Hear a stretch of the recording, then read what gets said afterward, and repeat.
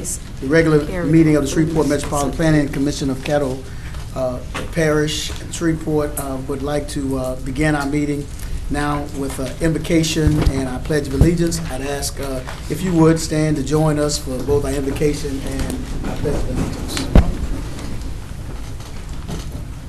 Shall we pray? God, we thank you now for the privilege and the benefit of the life that you've given to each of us. We pray now, God, that you continue to guide us in living in community. And we pray that these opportunities to work for this community will portend to the benefit of the citizens of both Shreveport and Caddo Parish. Guide us that our decisions may, in fact, inure to their benefits and that we will be a better city because we met this day. We ask it all now in Christ's name. Amen. Amen. I pledge allegiance To the flag of the United States of America, and to the republic for which it stands, one nation, under God, indivisible, with liberty and justice for all. Thank you so much. I'm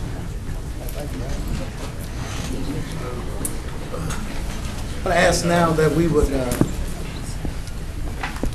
let me first welcome you to our regular scheduled public meeting of the Shreveport Caddo Parish Metropolitan Planning Commission for public hearing agenda items. If you wish to make public comments on an application, we have MPC comment slips at the speaker stand next to the podium. And for future notification purposes, it's very important that you will fill out a slip and drop it in the box when you come forward to speak. Please, when you come forward, state your full name, mailing address, and zip code before addressing the board. We will call each case on the agenda in order and hear first from the applicant. Then we will hear from those speaking in favor of the application. 10 minutes are allotted to the principal spokesperson and 3 minutes for each additional speaker. We will then hear from those wishing to speak in opposition to the application. Again, 10 minutes will be allotted for the principal spokesperson and 3 minutes for each additional speaker. One representative of the application can then speak in rebuttal if so desired. After hearing comments on each case, the board will then immediately deliberate and vote on that case before moving on to the next case on our agenda. Please note that when the board is deliberating, members of the public are not permitted at that time to comment. Any member of the public may request a copy of the board's decision on a particular case by contacting our office at 318-673-6480 after 1 o'clock p.m. on tomorrow, or by accessing our website at shreveportcaddompc.com. For consent agenda items and other agenda items not requiring a public hearing, public comments can be made upon request by filling out an MPC comment slip. If comments are requested for a specific agenda item, the chair will offer an opportunity for those comments prior to the commission taking action on that agenda item. All of the MPC board decisions are subject to appeal either to the City Council or the Parish Commission, depending on the location of the property in question. Please note that it is your responsibility to contact the appropriate governing body about their procedures as related to the matters that you are concerned with. Copies of this document and the phone numbers to contact the governing bodies are available on the table next to the podium and in the entryway to this room. As a courtesy, ladies and gentlemen, please remember to turn off all cell phones while the MPC board is in session. The commission values your testimony and appreciates your compliance with these guidelines. On our agenda, next is the approval of our minutes from our March 7, 2018 meeting. So moved. Second. I have a motion by Ms. Smith, a second by Mr. Colvin. Questions? Hearing none, all in favor vote yes, all opposed no.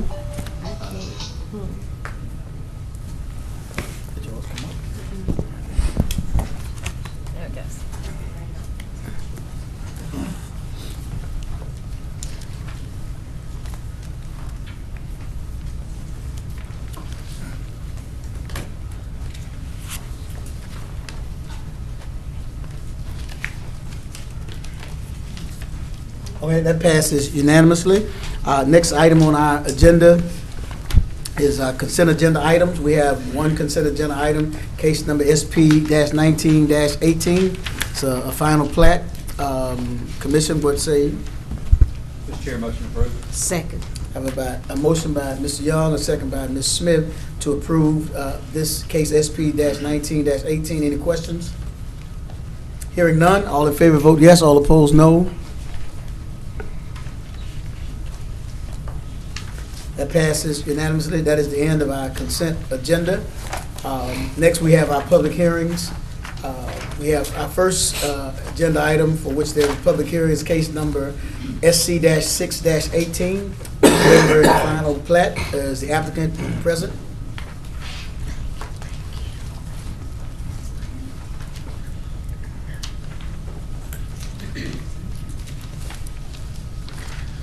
Yes, good afternoon, Commissioners. My name is Timothy Larkin. I'm with Larkin Development at Railsback, LLC, the applicant, the owner here in this property. We have before you a request for a approval of a 14-lot single-family residential subdivision. Several years ago, the MPC reviewed our application to entitle the property that we now know as the Esplanade Neighborhood Community.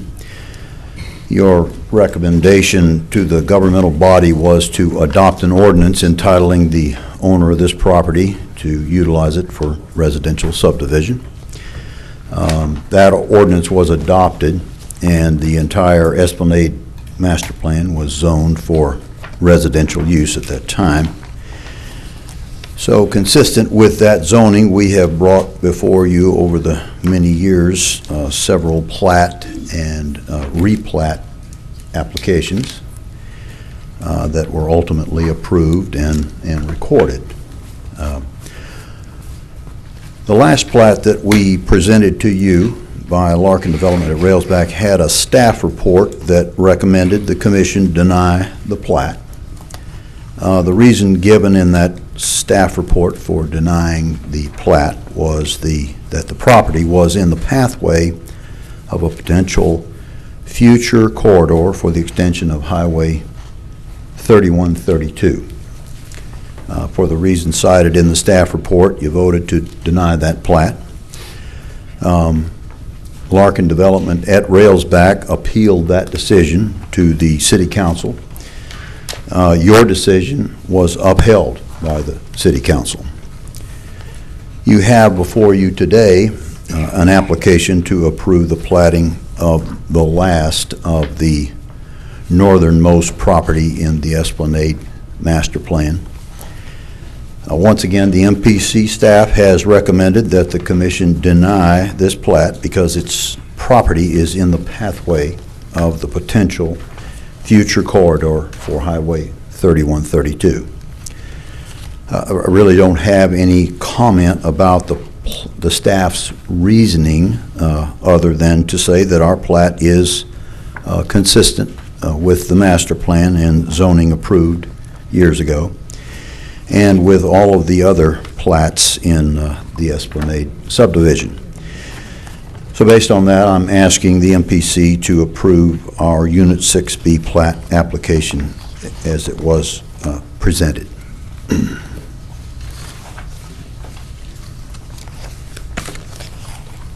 All right, any questions for Mr. Larkin? All right, thank you, sir. Thank you. Anyone here to speak in favor of this application? All right. Is there anyone here to speak in opposition to this application? All right. Okay, thank you, commissioners.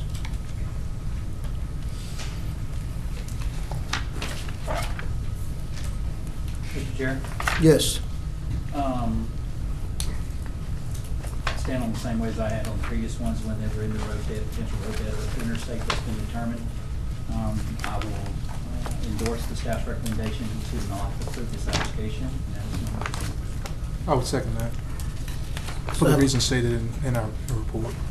So I have a motion by Mr. Young and a second by Mr. Joseph to affirm the staff's recommendations to deny. Any questions? Hearing none, all in favor vote yes, all opposed no.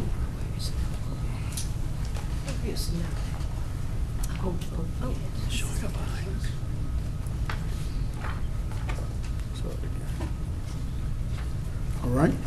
That motion passes 8-1.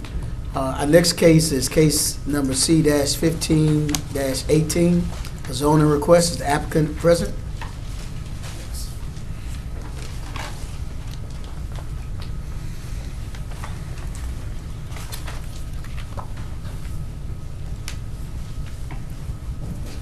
All right, this is, let's see, J.G. Muller Construction. Yes. All right, welcome. Good afternoon to the Metropolitan Planning Commission Board and the staff members and the citizens of the area. I'm Giselle Mueller, the owner of the property, and I'm requesting approval to change the zoning from Ms. Mueller, just one second. Could you, just for the record, we need the name and address. Giselle Mueller, 2600 Vivian Street. Thank you. I'm the owner of the property, and I'm requesting approval to change the zoning from a single-family residential area, which is R1 to 7, to neighborhood commercial C1, to be used for a multi-tenant commercial center, which will provide a farmer's market, a beauty and barber shop, personal training area, and a tutorial office for education. The commercial center will provide a much-needed service to the area, focused on family and health, and will create approximately 15 to 20 jobs. It is in plan. It is compatible with the pattern of development in the area, and is also in compliance with the future land use map as shown in the 2030 Great Expectations Plan. So I'm requesting that it be rezoned. Do you have any questions for me? Any questions? Hearing none, thank you. Is there anyone Thank else you. here to speak in support of the application?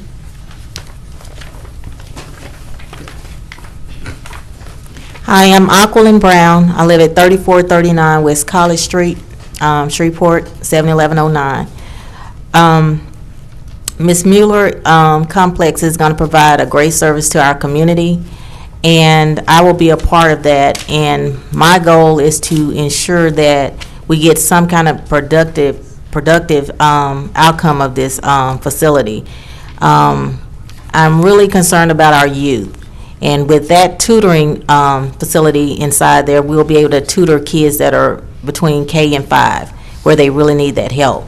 Also, when it becomes available, I will be opening up Express DMV, and that will help our community greatly.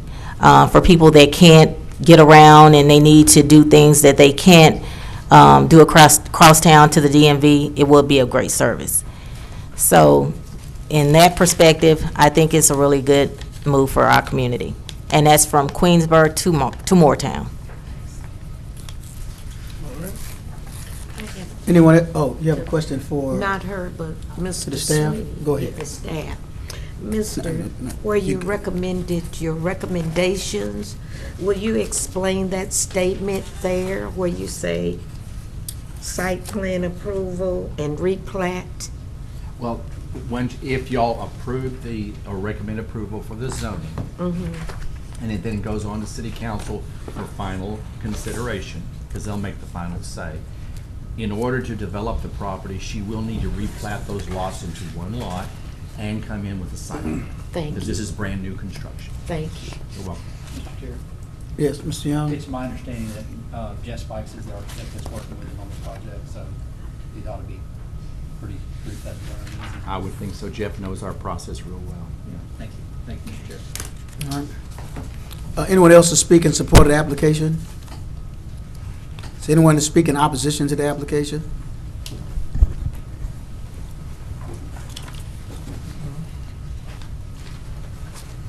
Good evening, Commission. My name is Barbara Johnson. I live at 3716 Doris. My home will be directly next door to the property that they're trying to rezone. I have letters from all the neighbors in the on Doris Street, that was, we are not in favor of it. All right. Yes. And I'm Thank sorry, you. I'm Jason Johnson, I'm her son. And we're Just for the gonna- record, state your name and address. Yes, sir, Jason Johnson, 3716 Doris Street, Shreveport, Louisiana, 71109. And just to add on to what she was saying, I think that some of the concerns that she has with her being next door and some of the other people on the road, on the street is that, it's a lot of traffic right now. There's a gas station right there already, and there's a lot of traffic going on right there. A lot of kids back and forth to the gas station, to the store. And so really concerned about the safety, adding another commercial business right there on that corner. You have the traffic coming out of Libby Glass, at certain times of the day, and a lot of traffic is coming that way. You put a business right there, that's just more traffic on top of the traffic with the gas station. Got Calumet across the street, company trucks coming in and out, the driveway right there. So just a lot of traffic right there for it to be, those are residential lots. With that being a residential lot and you turn into a commercial lot going into Juella, that traffic right there is already as busy as can be. So I think really the concerns are just the traffic, that community right now got a lot of retired people, a lot of kids, pretty quiet on that end right now, besides the traffic with the gas station, and I think the community just wants to keep peace. I think that's really the biggest concern. So, thank you. I'm sorry, do you have any questions? For, Mr. Johnson. okay. Currently, the lot, is it empty? The lot is empty right now, yes, ma'am. What would you like to see in the lot, if anything? Like I said, she was saying, they were going to maybe do something as far as, trying to help the kids with the community. If it was a building to help the kids with tutoring and community and something like that, all for something like that, for anything to help the kids in the community, that sounds great. But anytime if you're going to be adding a business, if you're going to be having, traffic, if you're going to open up a beauty shop, a barber shop, a liquor store, or whatever it's going to be right there, that's just going to bring in negative traffic, If it's something for kids, all for that. If it's something that's going to be for the kids and not going to be, where traffic is just so busy right there. But, at the end of the day, like I said, if you put something commercial there, if it's a home there, a trailer there where somebody's living there, the traffic is still minimal. But when you bring any kind of commercial business right there, the traffic is going to be pretty busy. And if you drive by there, if you sit there for 5, 10, 15 minutes, when Libby Glass gets out or that gas station is busy and you put that commercial property there, there's quite a bit of traffic right Okay. there. Have you had an opportunity just to look at the ordinance that governs C1, which is a neighborhood commercial zoning? No, Which is, no. there's different grades of commercial zoning, and neighborhood zoning is the gentlest. Yes. Okay. Mark, Mr. Sweeney, could you just sort of help give Mr. Johnson and his mother an explanation of a neighborhood commercial zone? Sure, it's actually the most compatible commercial zoning Okay. for residential neighborhoods. Okay. So, and when you got to remember that the uses are like retail shops, like she has mentioned, or various personal services. Doesn't allow for a bar, or it doesn't allow for a liquor store, so you can't ever Okay. have that there. Okay. And so, and also, you got to remember with C1 zoning, one of the things that I mentioned earlier that Ms. Bessie had mentioned was about the site plan process. Well, one of the requirements under our current ordinance is that you have to provide appropriate buffering and landscaping whenever you are adjacent to a residential area. So Okay. through the site plan process, we'll actually be able to make certain that this is a compatible project with the neighborhood. So Okay. it's actually the best, because if you look at the zoning that's along that same corridor going up and down the street there, you'll notice that that's C2 to the south, C3 to the further south, and then another C3. This C1 is actually far more compatible with the neighborhood than those zonings are. So what Okay. the applicant is asking for is a reasonable type zoning, and is merely widening it out so she has room to develop the property. Because the way it's zoned right now, with just that small portion being C1 and the back portion being R17, doesn't give her the flexibility to design a good project and provide the buffering that she needs to provide to protect the adjacent property. Okay, and like I said, I definitely understand what you're saying. Mhm. Like I said, the lot, to me, like I said, putting a building there for commercial building. Like I said, the lot is not really that big. I mean, I know, different ordinance and everything they have, but if you're looking at the residential lots and the sizes of them, I just don't really see, and I think some of the other people on the road, streets feel the same way. Even if, whichever way you turn it or whichever way it's designed, it's still really not fitting in with that residential area. But that's just the concerns, that everybody has, so just, yeah. But thank you, guys, thank you. Thank you. Thank you. Uh-huh. I think we have one Yeah, more question. One more For question. him? for Mr. Did the developer, did she meet with you all to let you know exactly what she was going to do? No, ma'am, not as far as I don't, no one has met with me or met with my mother or any of the neighbors. No one has met with anyone. Did you see signs posted out there from this department? We saw one sign about a week before we received the letter. Mhm. That was it. Well, you were aware of it, right? One. Yeah, well, just- she received a letter a week before we were able to come here. But from what I saw online, it looks like this was filed maybe back in January or February sometime when they actually filed for that situation. And I think it was kind of a little bit unfair for, no one to talk to them or the neighbors of anything up until a week before this meeting if it was filed in January or February. And I was just gonna say, I had, letters from Doris Street where the people were opposed and. You need to give that to. To Jake right there. Oh, Yeah. I'm sorry.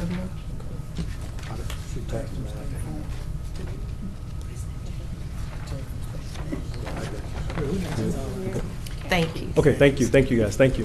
One second. Yeah.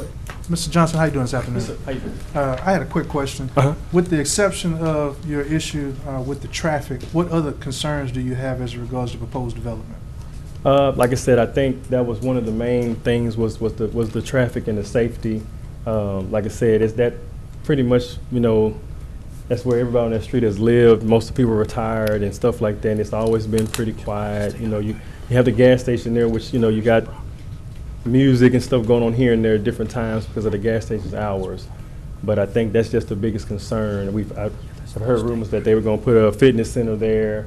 That fitness center going to be 24 hours. We've heard different rumors of what they were going to put there. So I don't know, I heard today they were saying about putting something for kids and doing this and doing that. But, different things that you put there, if you have certain things open at different types and different hours, you got different traffic coming in and out, different traffic coming in and out. And I think everybody's just trying to keep that peaceful residential area the best that we can as far as we can, as long as they can. Like I said, not opposed to anything that's going to help the community. I think it's a great idea that they have as far as putting that there, putting something there to try to raise the community. But like I said, if you're trying to help the community, there's a lot of other areas, a lot of other buildings in our Moortown area that need uplifting to help the community. I don't think that putting that one thing there is going to help uplift Moortown or uplift Doris by putting that on that corner. So, it's just, I think that's the concern. Thanks very much. Okay. And I don't know, this may not be appropriate because you may not be able to speak for everyone, Uh-huh. but maybe just your own opinion. So are you of the opinion that nothing should go there? Not on the opinion that nothing should go there. All for if anybody wanted to build a residential home there, or to build, I think all the people on the road are for that. I think even they would be okay if somebody put a trailer there. Home or whatever for because it's like I said, it's still a residential area, But like I said, as far as anything commercially, like I said, I just think that it's gonna be an issue. So now, and I heard you earlier, and you correct me. I may not have heard you correct. So was it that y'all didn't have an issue if it was something for young people?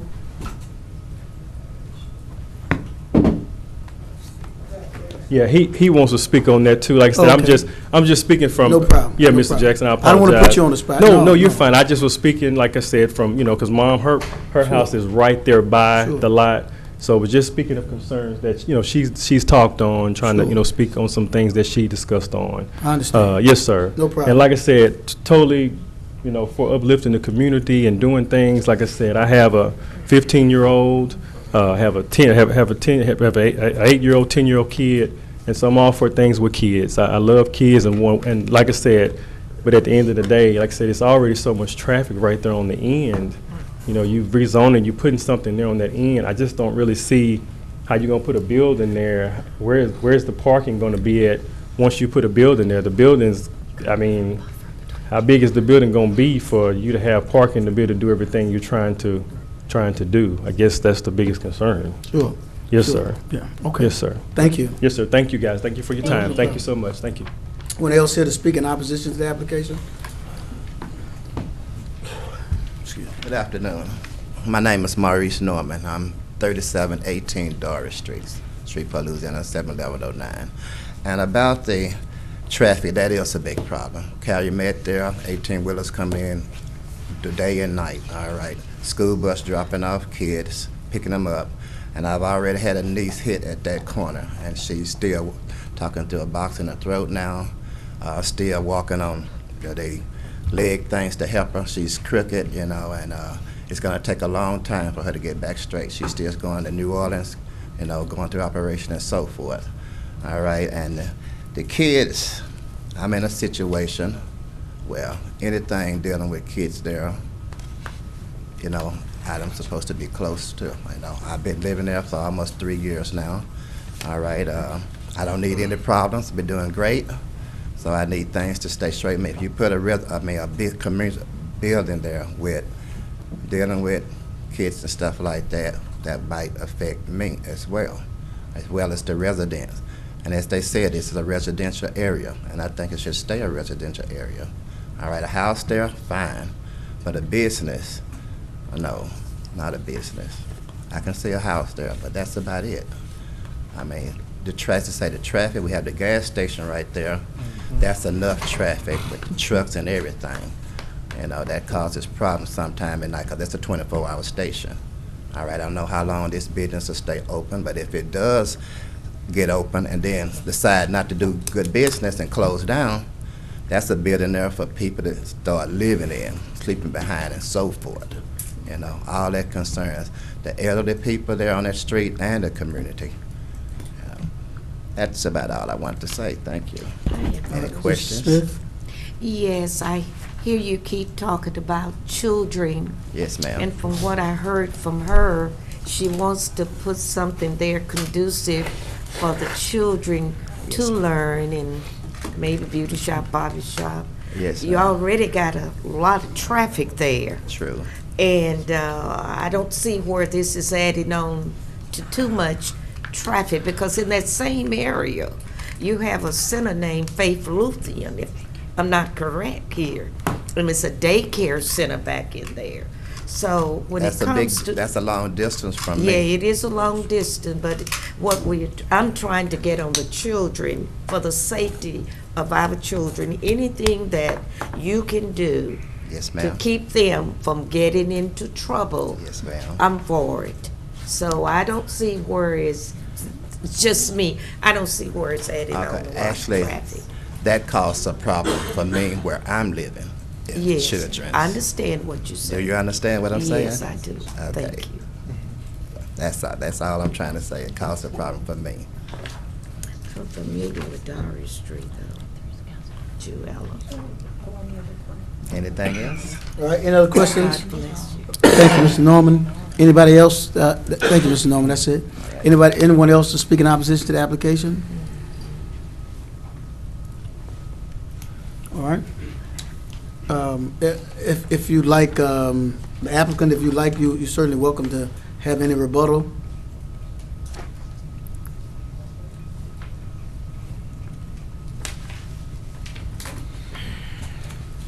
I noticed that he spoke and said that they were not aware of what was going on. So what I'm proposing here, I like to put it up on your screen, show them exactly what I'm trying to put in that area, which is already zoned. A portion of it is already zoned for C1. And as I was saying earlier, it would be more appropriate for me to have the other rezoned, the other 2 lots rezoned, to put something in there that would be adequate and beneficial for the community. So here's what I'm proposing to put in that area. The lot is sized at 140 feet by 114 feet. That would be the entire size of the lot. It would enable me to put in a 67 by 20 building and to put those things that I spoke on earlier in that area and have adequate space. The traffic in that area is already there. The entire corridor of Juella is commercially zoned already.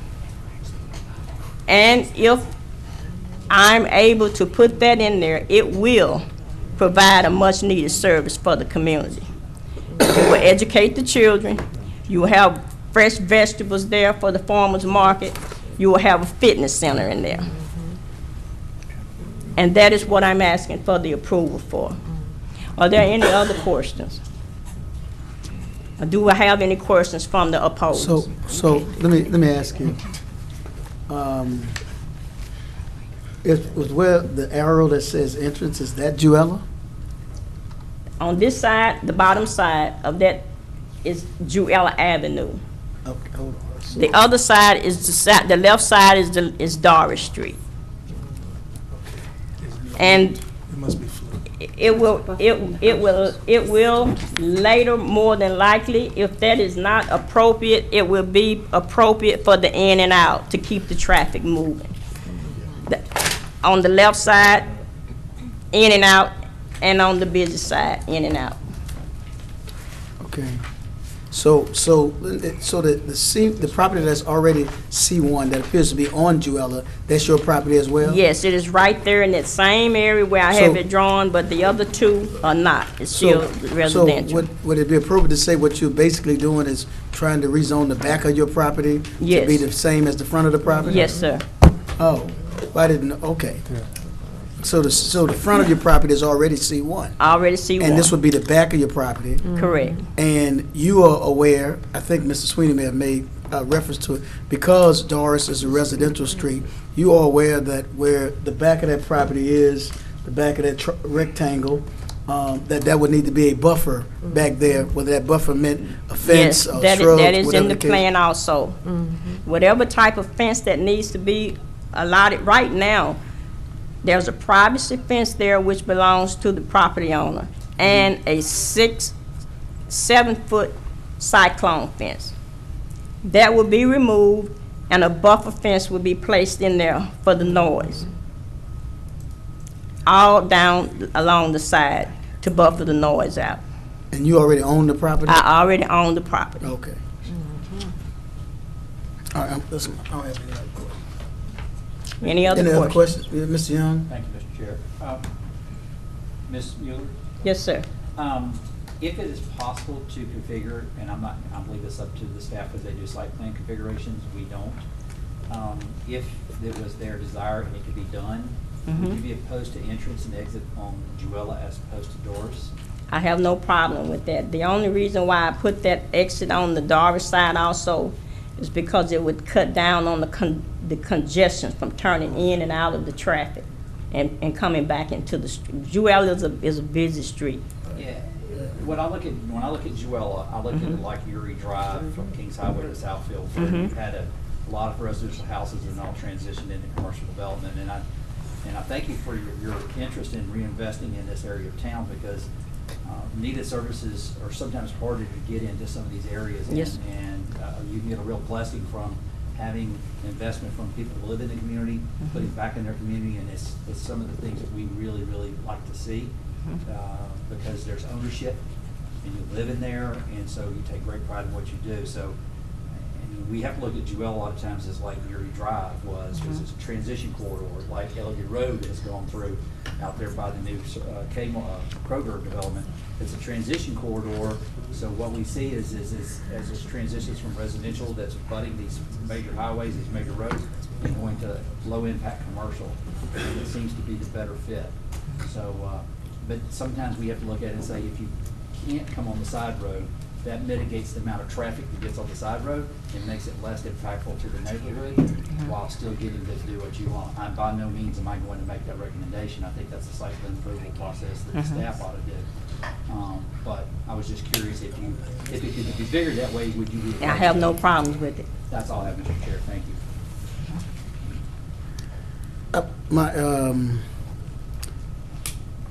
And I think, given what was just said, my concern is that in and out on Juella is tough anyway. And you're stopping traffic on the street to take right turns, I guess, into the facility. That's tough. And I know what the neighbors appear to be concerned about was some level of traffic or safety. It appears to me there is, to some degree, more safety ingress, egress off Doris than ingress and egress off Juella, which is really tough. So I mean, I don't know. I guess they can look at it, but it's still. And I'm only saying this because I know what I'm talking about. That in and off Juella can be tough, and so I mean, I don't know. That's something that would have to be worked out, I guess, later on if it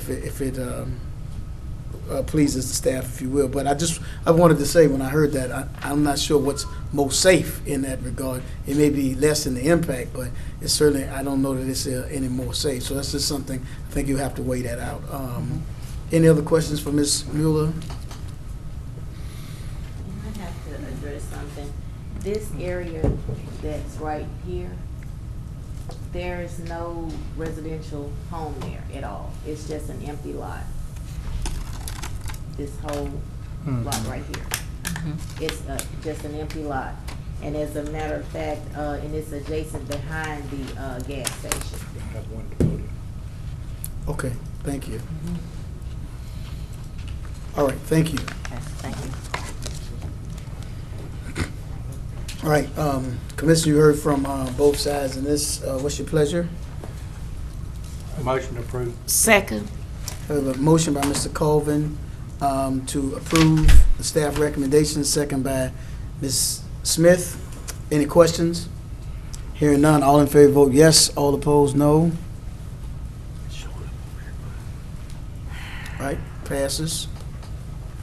Our next item on our agenda is case number C-16-18. A zoning request. Is the applicant present?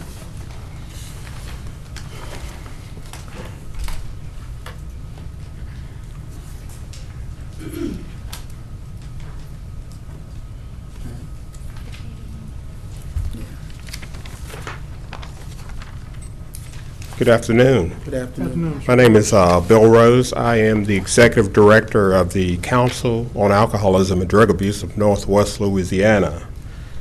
We are a 501c3 nonprofit organization that's been providing addiction treatment services through outpatient and residential programs in the Shreveport community for 60 years.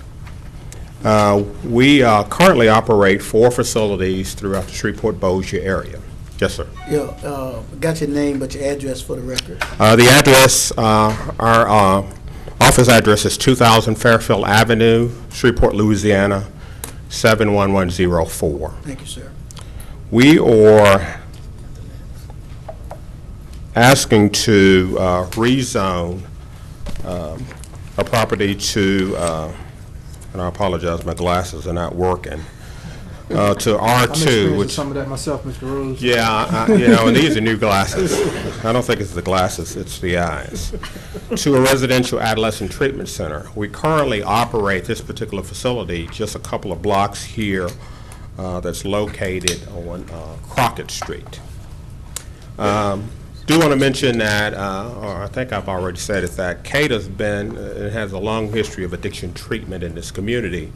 And one of the things that we are faced on a real regular basis when we're talking about substance use disorders is that we hear in the news and in social media and everywhere else that we have a drug and alcohol problem throughout this nation. But ironically, typically when I walk into rooms or specific settings, there's still a lot of stigma associated with addiction And one of the things that we try to do on a real regular basis is to educate our community about the resources available to help those recover. We have a long history of providing services, and I didn't take an opportunity to bring some of the former clients that have received services in CADA programs for the past 60 years that we have been in operations. So treatment works.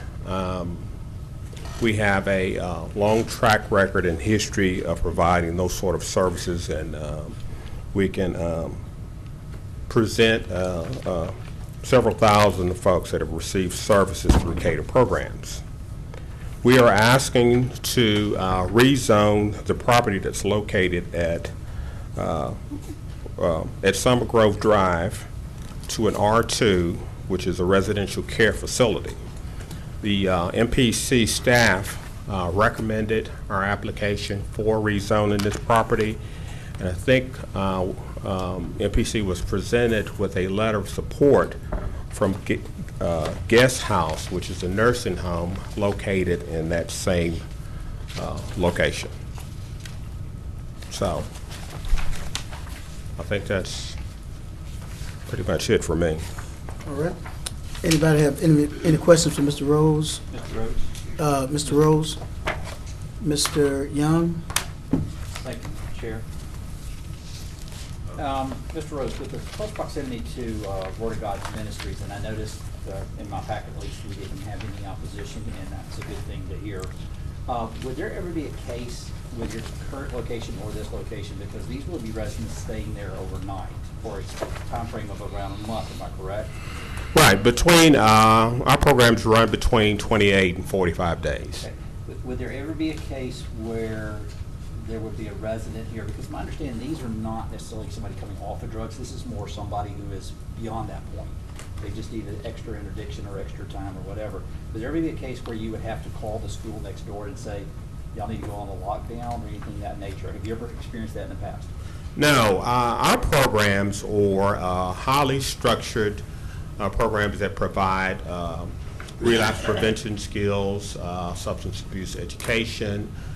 We provide 24-hour supervision of residents, whether they're in adolescent programs or adult facilities. So no, typically we don't deal with individuals that require lockdown that you'll see in criminal justice environments. Well, I wasn't necessarily referring to y'all going to lockdown as would need residents, and I'm not in any way inferring that somebody coming off of an addiction, because you can be addicted to anything, including Right. food. Okay. So it's just a part of our life we have to deal with. But with the close proximity to that school, I didn't know if there was ever a case in the past where you ever had to worry about a patient that was going to be at your, or an individual at your location that would cause there to be an issue. And if you tell me in the past you have none, then that's a great thing to hear. And No, typically, if there's issues, because adolescents have a hard time, unfortunately, getting along with each other. You know, through our screening process, one of the things that will eliminate admission into any CADA program, especially adolescent residential services, is those that have violent offenses. So usually, when we have kids in this type of environment, they or children that have been deemed appropriate because, you know, things that we look at their criminal history, we look at their substance use history, but also their mental health needs as well. So anyone that's going to present a specific threat, because we have to protect not only those in our community, we have to protect the other children and staff that work into our program.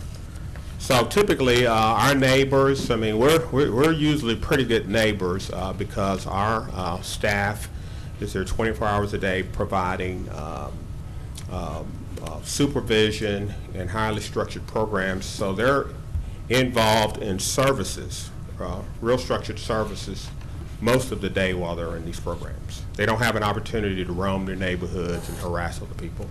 yeah, I didn't think they would be, but the reason I'm asking is my business is in that area, and I deal with early childhood education, and Okay. we have to practice lockdown. And this, so it's, and again, in light of what's happening in the media, and you've seen it happening in Florida and other places, this is kind of kindred on my heart, and then the schools close proximity. But based upon your history and what you're telling us, how you run your operation, it sounds like y'all do a very good job of vetting out to make sure. But it just was one of those questions I had to ask because of it. On top of that, I would like to say welcome to the community. Well, assuming that it votes and passes, welcome to the community. Thank you. And we're glad to see investments out in Mansfield Road area. So, look forward to you being out there. Thank you. All right, yes, Ms. Smith? Yes. Have you communicated with the residential people in this area? No, ma'am, I haven't spoken to them personally. Okay.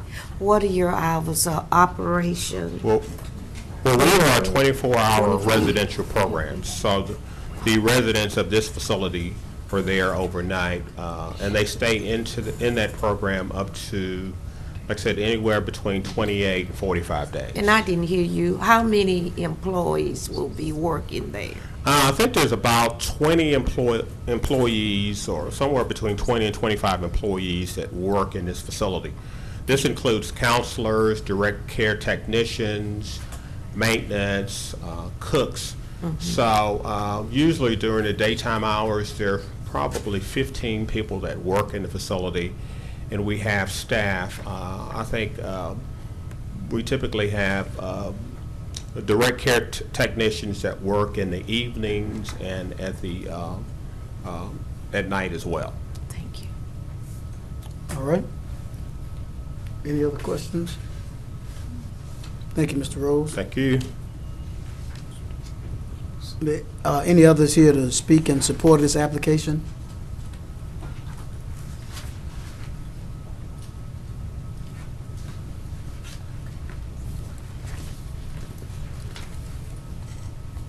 Good afternoon. Good afternoon. I am Shannon Gresham. I am the Program Director for the Adolescent Treatment Center of CADA. I am at 525 Crockett Street, Shreveport, Louisiana, 71101. I ask that you all forgive my nerves. I feel like my heart's going to beat out of my chest. So I want to tell you all a little bit about what we do at CADA Adolescent. As Mr. Rose said, we have beds for 16 12 to 17-year-olds who are addicted to drugs and alcohol. The kids come to us from all over the state, excuse me, but mostly from South Louisiana. We don't get a whole lot of local kids. It is a fact that most local kids that we get, they run away. Because we're on Crockett Street, we're centrally located, so they can get a ride, and they'll, usually if they leave us, they're gonna call mama using a homeless person's phone, and mama's gonna pick them up. So most of our kids, like I say, they are from Natchitoches and below. They are with us for 28 to 45 days. In regards to your question, Mr. Young, we cannot take the gravely disabled, right? We don't take any that are psychotic. We can't handle that. Most of our kids, all of our kids have to have a substance abuse diagnosis to be with us. And that ranges with anything from marijuana to heroin. Now we do take diagnoses such as depression and anxiety. You know, we've had some kids with us who have a suicidal past. But for the most part, we don't take any of them that are gravely disabled, psychotic, unstable. We just can't handle that. We do not have a 24-hour doctor, right? They are on call, not on staff. There are about, like Bill said, 25 to 30 of us there. There is someone there around the clock. So our morning shift, which is 7 to 3, there are 4 direct care techs, and well, 3 and the supervisor that are there Monday through Friday during the day, along with the clinical staff, which includes me, 2 counselors, an intake coordinator, secretary, the basics. In the evening, there are 4 direct care techs. Right now, we don't have a yard at 525 Crockett Street. So I have 16 teenagers that are sober and have nothing to do and don't know what to do with themselves in a building. And so we go out every day to parks. We go to Hooter Park, we go to Mike Woods, we go to Pinchback Park over toward Greenwood. So we take them for 2 hours every day. They go hang out, they play basketball. Outside of their regular environment, believe it or not, they're pretty normal teenagers. You know, they're not using drugs, they're not acting wild. Sure, they cuss and fuss and carry on, and I have to tell them 42 times a day that we can't use ugly words, but they're pretty normal. So if we were to have this property over on Mansfield Road, then I wouldn't have to take them out to rec. There's enough space there for a basketball goal, enough place for them to walk around and get some exercise. I could send them outside with the tech to cool off whenever they get mad because somebody stole their couch in the seat check game. You know, so it would do us really good. There's 2 buildings on that property, and so it would even allow me to split girls and boys from sleeping, split their sleeping quarters. And that would be beneficial for me as well because I have girls and boys. I just really want you all to know what we do, and it would be very beneficial. I wouldn't be on the road so much with them, and they would have a space. Right now, as you all know, we as adults get stir crazy when we're inside for too long. These kids get a little stir crazy. They get a little antsy.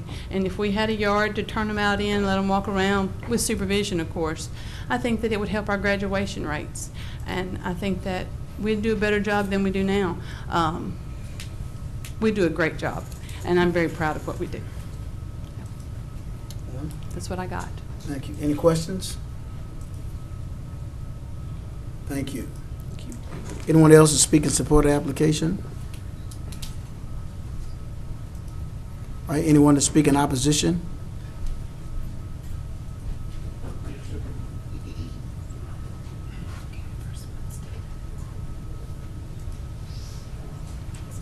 All right, so if we have more than one, the first speaker is allotted 10 minutes and will be assumed to be the principal speaker. Every other spokesperson will be allotted 3 minutes. Thank you. My name is Tommy Giles. My address is 3554 Fountain Blue, Keithville, Louisiana, 71047. I'm a parent of 2 children that go to Word of God Academy, and just wanted to express some concerns. I'm not necessarily opposed to what CADA does. I'm very familiar with them and the contributions that they absolutely make to the community. Done some business with them in the past and has been extraordinary. And so I'm just going to read from my notes. So I just wanted to express some different concerns as a parent and some other parents that are here today. There's about 150 students that attend Word of God Academy every single day, and it's a very, very highly active campus with children. So they're always outside doing, festivities and field days and things like that. Very involved outdoors. And so just some of the top concerns that I had as a parent was, and I think some of them were addressed, but one of them was, what type of stage are the individuals that they're being rehabilitated? Are they coming off of the front end? Are they starting their rehabilitation? Are they in the middle process or the end process? I think she had said that it was at the beginning or it's year round. And so, will the property be occupied 365 days a year, which it sounds like it would be. It's 24 hours. And then what type of security would be provided at the facility adjacent to the school? Would there be 24-hour campus security? Would there be fences or barriers or whatnot? Another question is what's the success and failure rate at this juncture of this program, being that it's going to be relocated next to a school, an elementary school. And so, because I know we're all human and we all, struggle is real and addiction's real, and what's the possibility of relapse during that situation? I know there's a great track record currently. I come from an insurance background, and I like to use the word avoidance. You know, if we can avoid a possible situation, then, you know, I don't want to position it as a possible security threat later on, you know, because everybody's trying to get well and do better. And so, you know, what kind of day-to-day activities are there? They're day in and day out. These are just some questions that we have. I know I've heard a lot about some of the prevention, security, and then education. You know, are there any existing locations adjacent to existing CADA locations now? Like, what's the experience like next to another school? I'm not sure. And what guarantees could be made if this is approved to ensure the slightest possibility of a threat, you know, to children? And that's all my concerns. All right. Any questions? Yes. Can you just Nancy? point to where your school is on that map? I can. It's the, you see the R17, Nancy? It's the buildings right below that. Yeah, that's the main campus. All that is the main campus of Vertical. Those 3 buildings there? Oh, that's on the other side. Oh, like contiguous almost? Yeah. Or that R17 is the graveyard. Oh, I put mine upside. Yeah, that's the, I see it. That's That means Kroger's is over here. Huh. Yeah, the Kroger strip is that C3 at the top. Yeah. Okay, so can you just, in a nutshell, reiterate your main concern? So my concern is, well, my position from my standpoint in support of their organization is I support them. In my position as a parent paying tuition to a school is that, is it in the best interest of not just my children, but everyone's children that attend the school, that if something were to happen later on, you know, what kind of guarantees could we be made as a parent that everything will be okay? You know, that it's going to be fine. What kind of protocols are there in order to make sure that it doesn't happen? That way, if you guys were coming and submitting an application for your children to attend, what kind of guarantees would be given and put in your hands? So if you had an opportunity to sit down and visit with some of these folks about their program and how they have security and how the structure that they have in place, would that be something you'd be interested in listening to or asking questions? Yeah. Have you done that already, or? I haven't, no. Okay, but that would be something you'd be interested in? Sure. Are the parents from your school? Mhm. Yeah, okay. Okay, I think that's all. I had one thing. Mr. Joseph? Good afternoon. Are you aware whether or not the school has taken an official position on this application? I mean, are you speaking purely for for yourself as a parent, or are you speaking on behalf of the school? Has the school taken a position? Today, I'm just speaking on part of my behalf and the student or the parent faculty. There's maybe a few of the student parents that are here today. I don't know what the official ruling is for the school on the school's behalf. Is someone from the school here, you say? Okay. All right. So I'll address that with them. Thank you. Yeah, no problem. Any other questions? Thank you, sir. Thank you. Someone else here to speak in opposition?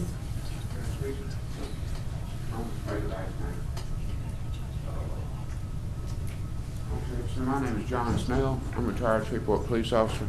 Spent 25 years in crimes, retired as captain of crimes against persons. So I do have some background, a degree in criminal justice also. My main Address? concerns Mr. Snell? Sir?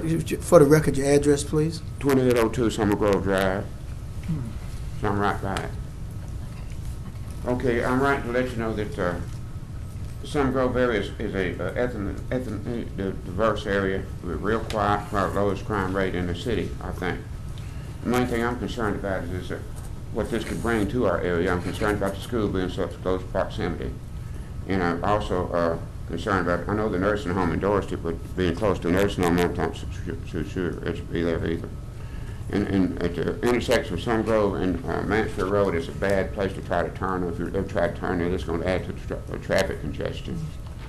As far as the children are concerned, I'm sure these people do an admirable job, but all it takes is for one to go bad, and it's tragedy. We've seen this happen in the nation. If one goes bad, and they can cause a lot of trouble. I'm afraid this is going to change the complexion of the neighborhood and change we have small kids being raised in that area, young people raising small kids. We have older people like me living there. In fact, I've lived there since, my family's lived there since 1954.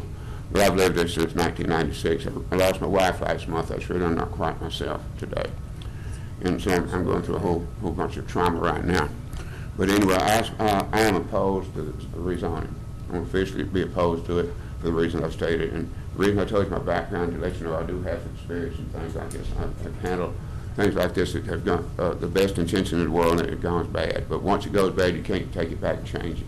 So I would seriously consider these people considering another location rather than this neighborhood.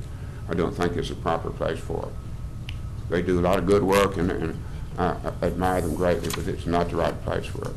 I'm very much opposed to it. All right. Any questions, Mr. Snell? Thank you, Ms. Snell. Anyone else to speak in opposition?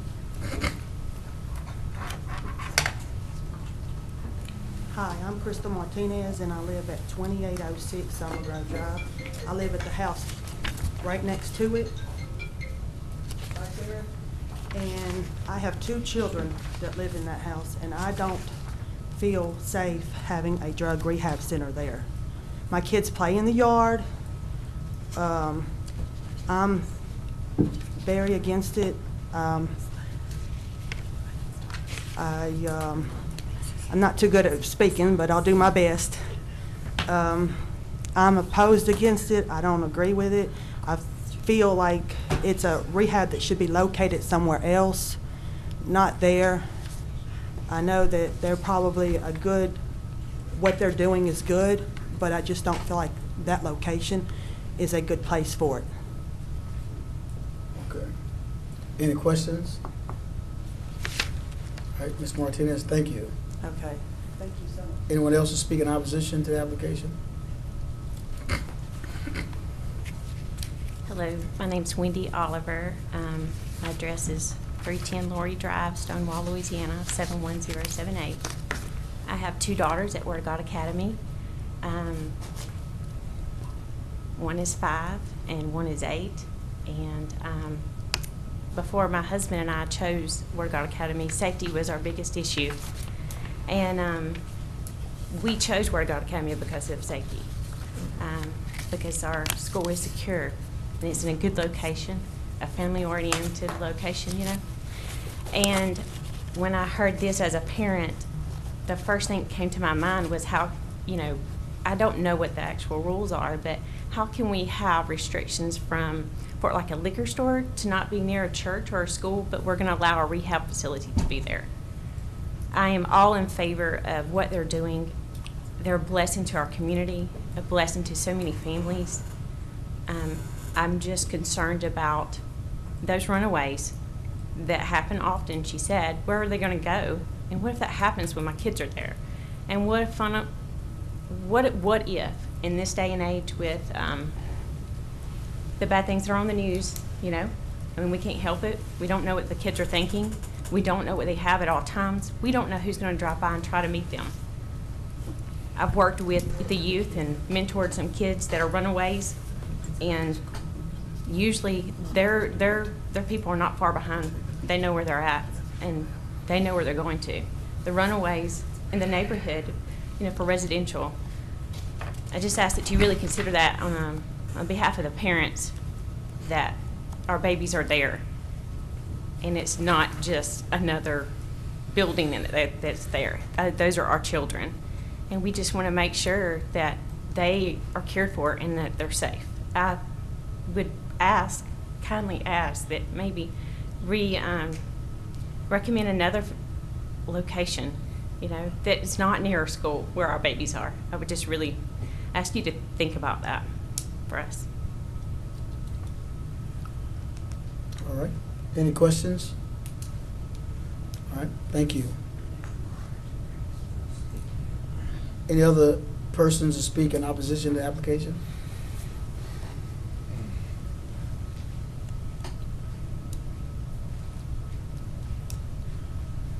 Hi, my name is Brittany Pizarro.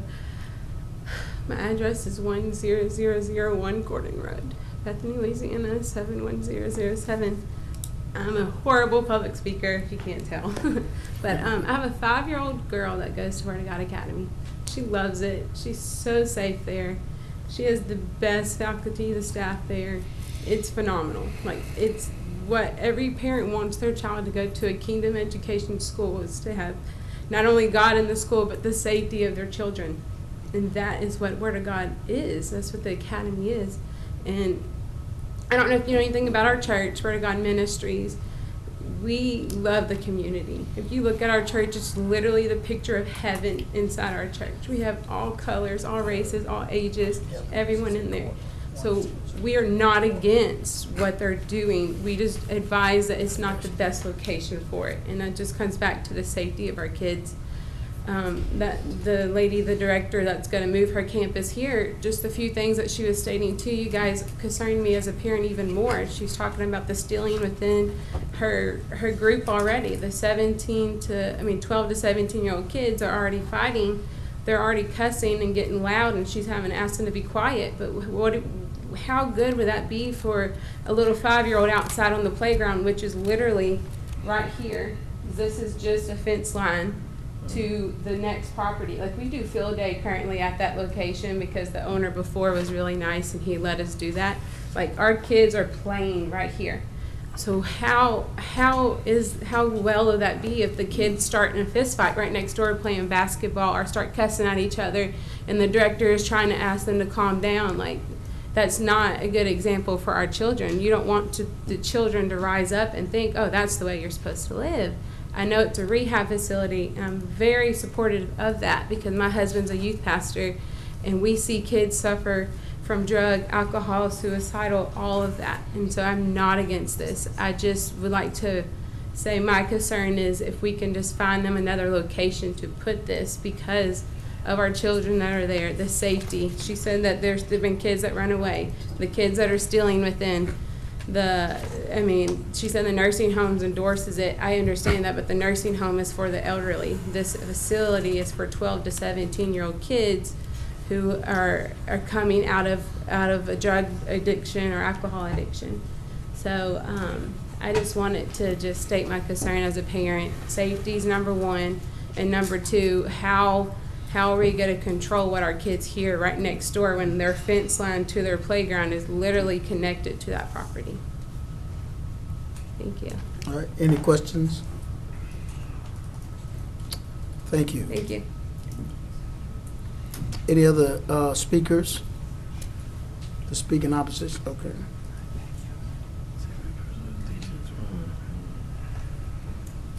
My name is Landon Terrell, and I'm with Word of God Academy. My address is 2820 Summer Grove Drive.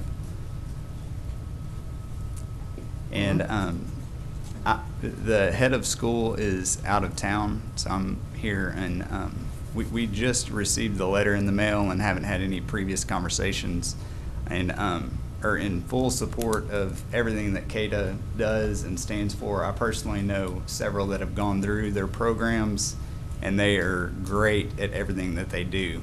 So our opposition of this is in no manner not trying to prevent them from progressing in everything that they do. But we do have concern of the safety of all the children and families that have entrusted us with their children. And as they've stated, this property is adjacent, and there's a chain link fence that divides our parking lot from their parking lot. And we do all types of activities and PE outside that are in that area of the parking lot and in the playground area, and just have significant concern with even the things that they stated that they face and challenges they face are just things that we see as a great concern, having kindergarten through 6th grade there 5 days a week all throughout the school year. So. All right, questions? Seeing that, any other, I'm sorry, any I just want to know, can you specify your safety concerns? I understand about the, the cussing and all that. I mean, nobody calls it this. I was going to say, I think all kids, and I don't know that, but anyway, what's your specific safety concerns?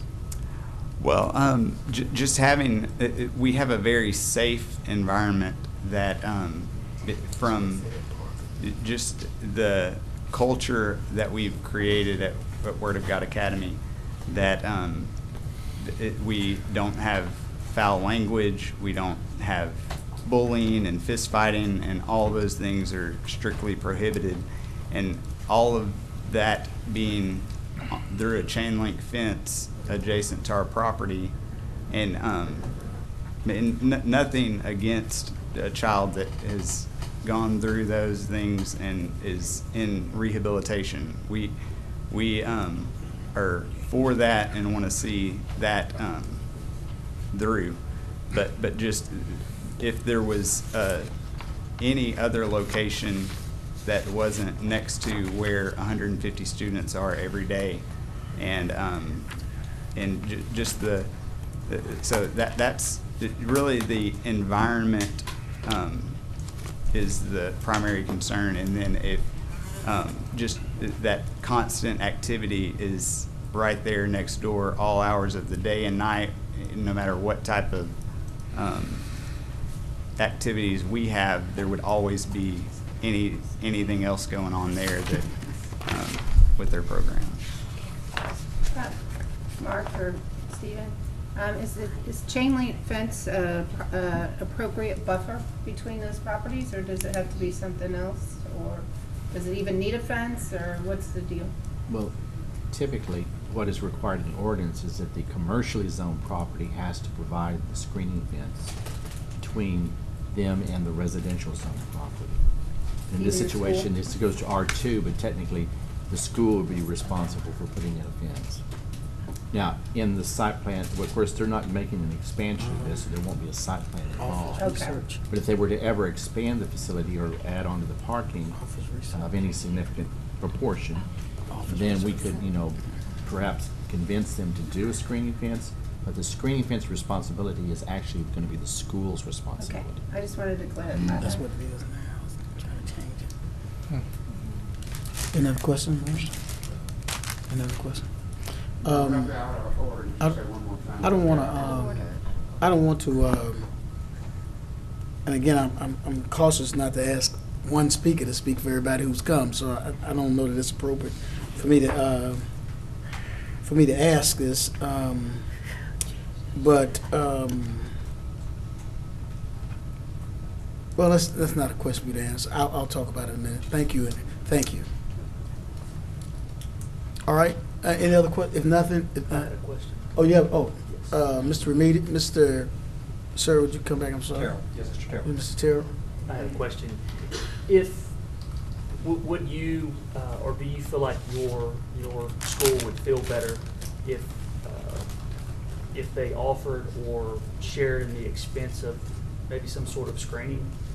Or I'm not obligating them to do that. I'm just looking for something that's amicable. That if what they do on that side would be kind of out of sight, out of mind, and they could do what they do and not have anyone uncomfortable or whatever the case may be. But I think if we would be able to postpone the approval of this and possibly have some conversation and determine if with the surrounding community being the neighborhood and our school facility, if that is in fact the best possible location for CADA's expanded rehab facility.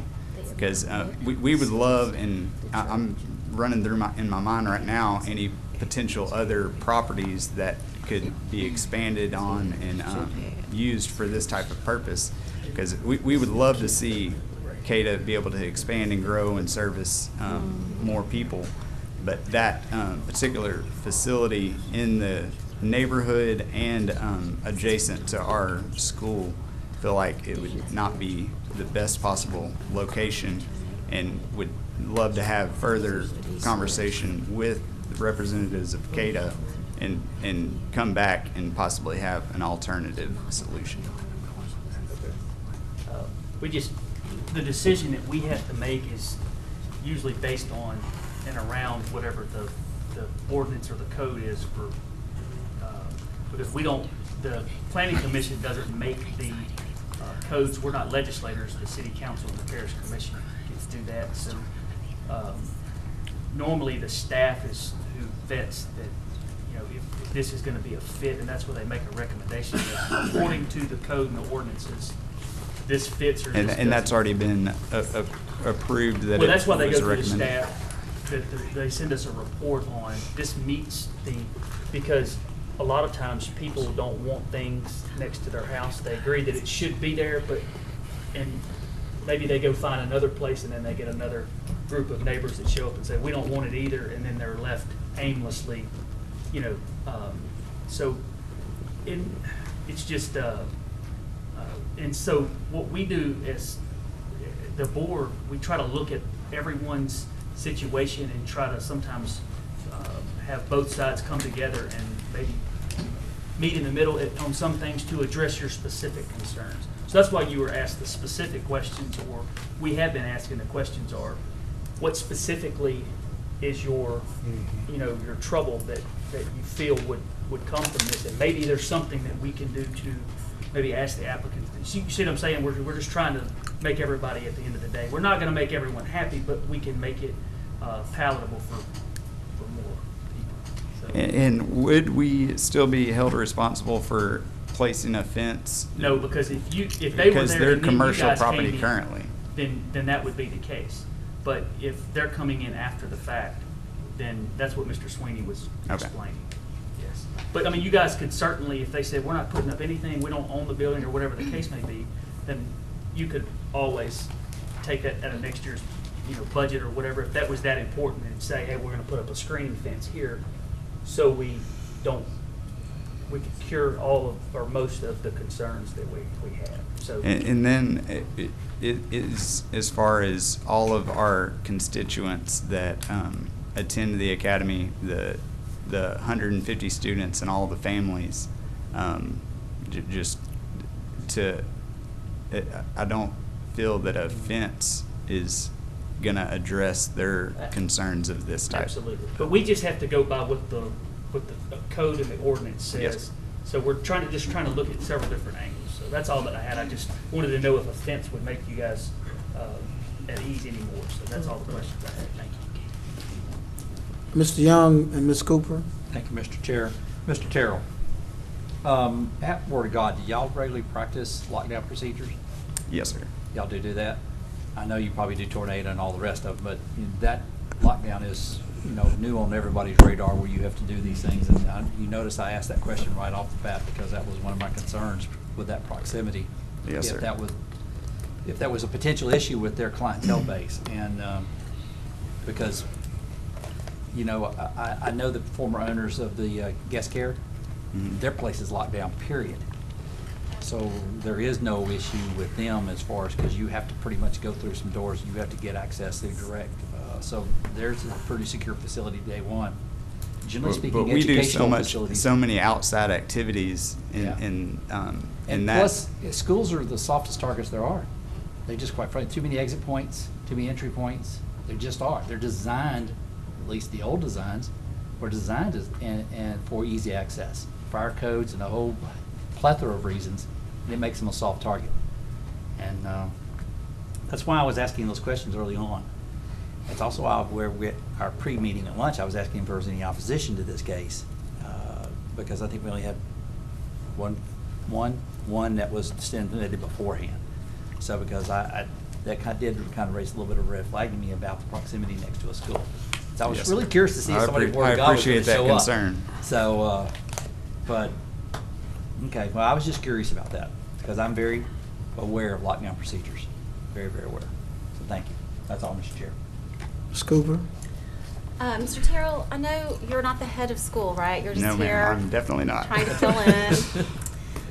And this may be a better question for her or him.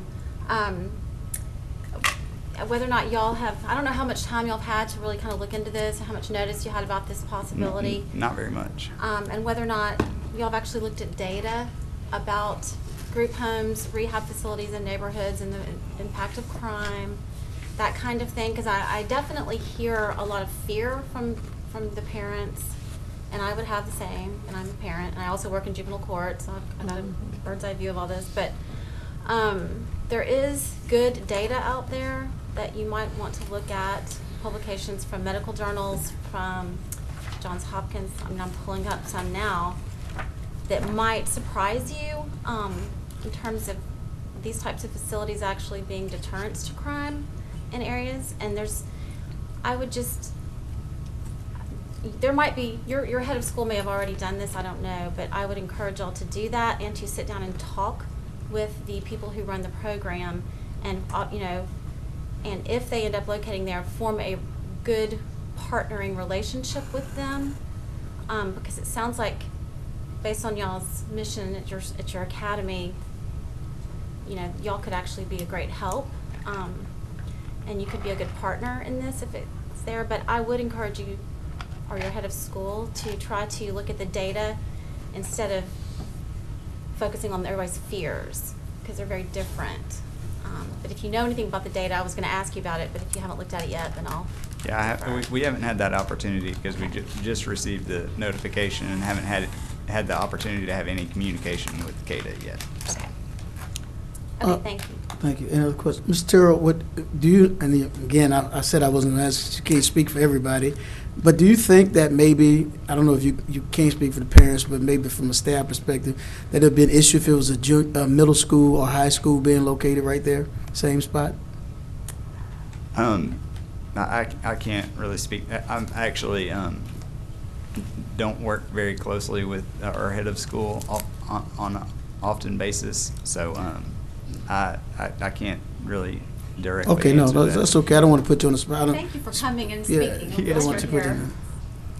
on. I was just interested in that. I didn't get a chance to ask the parents or other people who came if there would be an issue if there were a middle school being located there or I know high school. we have several families that have been very positive that we have our kindergarten through 6th grade separate and isolated from our middle high school campus, which is at our church location. And that's very appealing to several families because they know that their kindergarten that's 5 years old isn't going to be influenced by a senior in high school that would be just not hear anything or be negatively affected by a older influence that's been exposed to more. Sure. And I think that is the concern that you hear in a lot of the families that have voiced their concerns today, that they've entrusted their children in that location to be in a safe environment, more than just physical safety, but just safety that they won't hear, see, and do all the things that they are trying to shelter their child from. Okay. And any other questions? Thank you, Mr. Terrell. Thank you, guys. All right, anyone else to speak in opposition? All right. If you are, technically, we're not supposed to have speak again. Is there someone here? I mean, where I don't remember who the applicant was now. Still there. Oh, Mr. Rose, yeah. Would you like to have a rebuttal? Yes. I forgot, done that long. I forgot it was-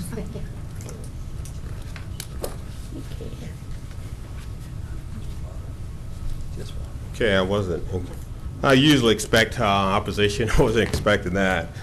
I do want to address the issues, and there's a lot of concern as it relates to safety. I've been in the business of substance abuse treatment and behavior health for almost 30 years. Have an extensive history of running programs, but I'm also a licensed therapist. And what I can say, I've worked at every level and modality of care that exists for behavioral health, and a number of for-profit and nonprofit entities. And what I can tell you is that there's been very little, if any, incident related to residents of our programs in the communities. The benefit of behavioral health treatment organizations is that we know the issues and what goes on with the participants in our program. You know, I am a parent, and I do understand safety concerns, but our programs, as I mentioned before, are highly structured. Our clients, especially in adolescent residential programs, are never in situations where they're unsupervised. So we have 24-hour care facilities where these guys are monitored, whether they're in a structured treatment environment or they're participating in recreational activities. So, you know, like I said, you know, it's the unknown for me that causes me more concern opposed to those that we know while they're in our service. You know, we know our clients' histories. You know, we get this information from parents and other referral sources, and we do a thorough screening to make sure that we're screening out those that present not only an issue for the residents of that particular community, but my number one priority is to protect those that are in service with us, including my employees. So anyway, you know, we're open. Part of what we do as an organization is to do community education.